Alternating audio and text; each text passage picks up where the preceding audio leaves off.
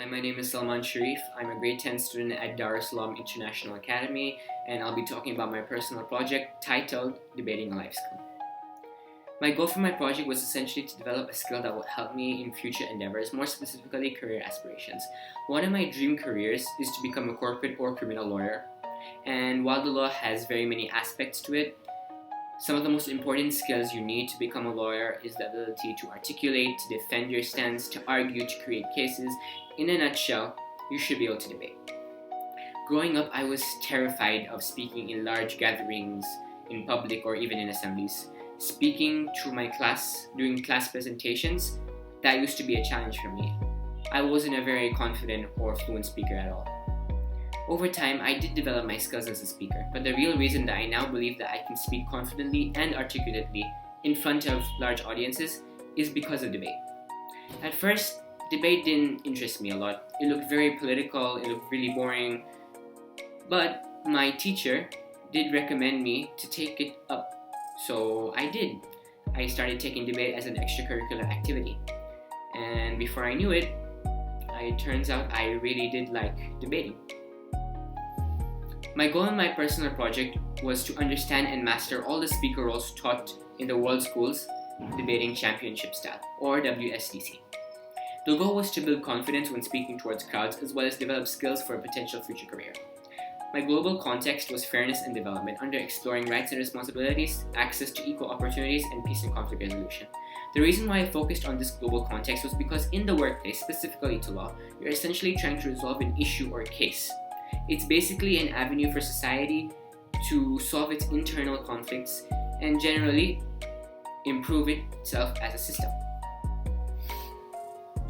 Our current global justice system is quite broken, but I do look forward to becoming a lawyer one day and hopefully doing something about it. Let me give you a little background information on debate. Debate is actually an intellectual sport, and it's treated as such.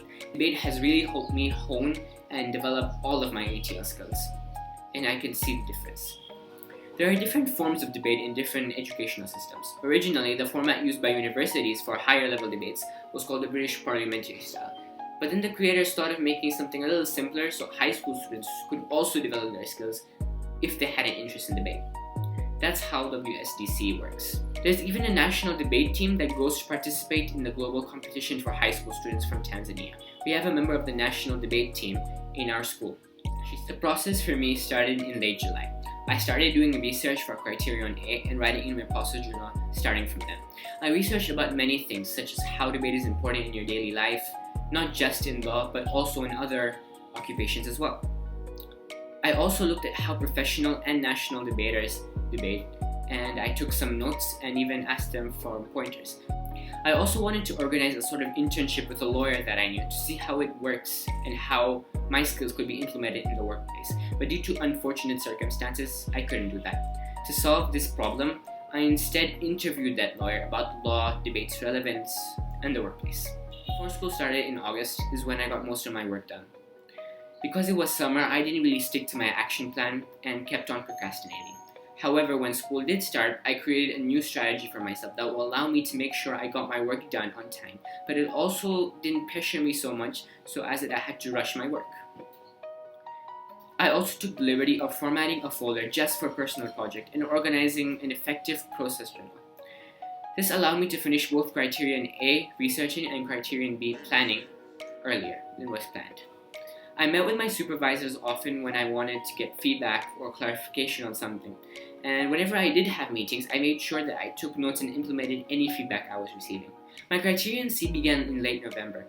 My outcome was to master all 3 speaker roles, and to do this in the short amount of time that I had 3 Ironman debates against a member of the national team, the one that was in our school. An Ironman debate is where one person does the role of 3 speakers. That means that if you're a side proposition, you'd be doing the roles of the first, second, and third speaker all by yourself.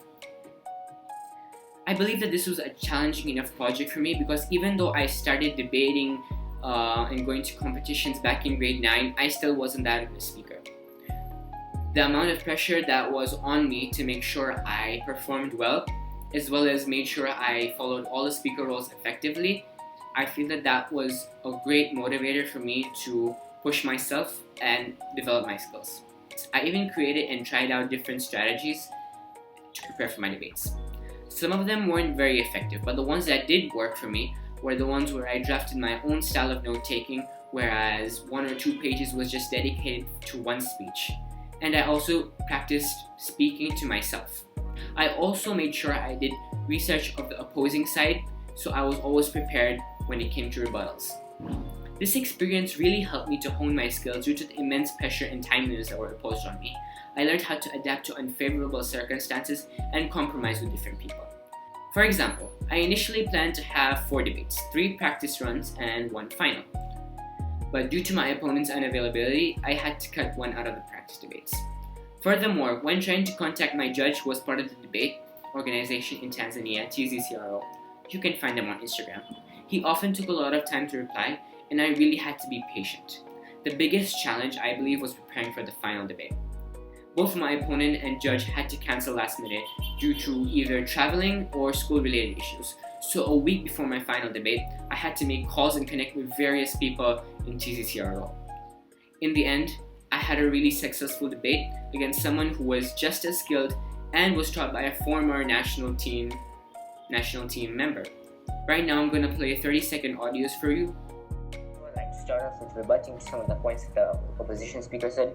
First of all, the topic about being how this method is the method of e-ticket systems are more eco-friendly, and like how papers are also biodegradable. Of course, yes, we know that papers are not the only sources of pollution, but still, and they're biodegradable and such, and there are other things clogging up the thing. This is just one of the many ways we can do it. The main focus of this debate is as to why we should implement these e-ticket systems. Life is a fundamental right which others depend on. This appears in various charters and contracts such as the Universal Declaration of Human Rights, Articles 3 and 5.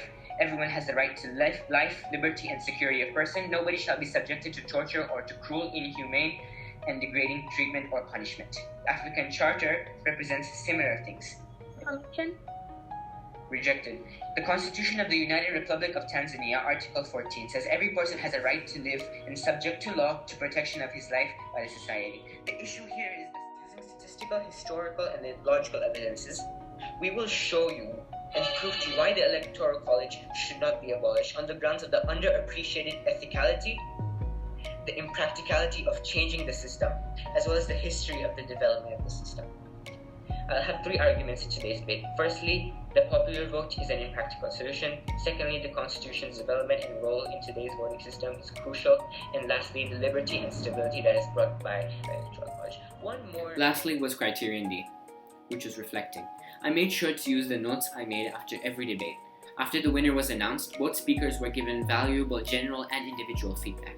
This allowed me to see what I was improving on, as well as what I could improve further.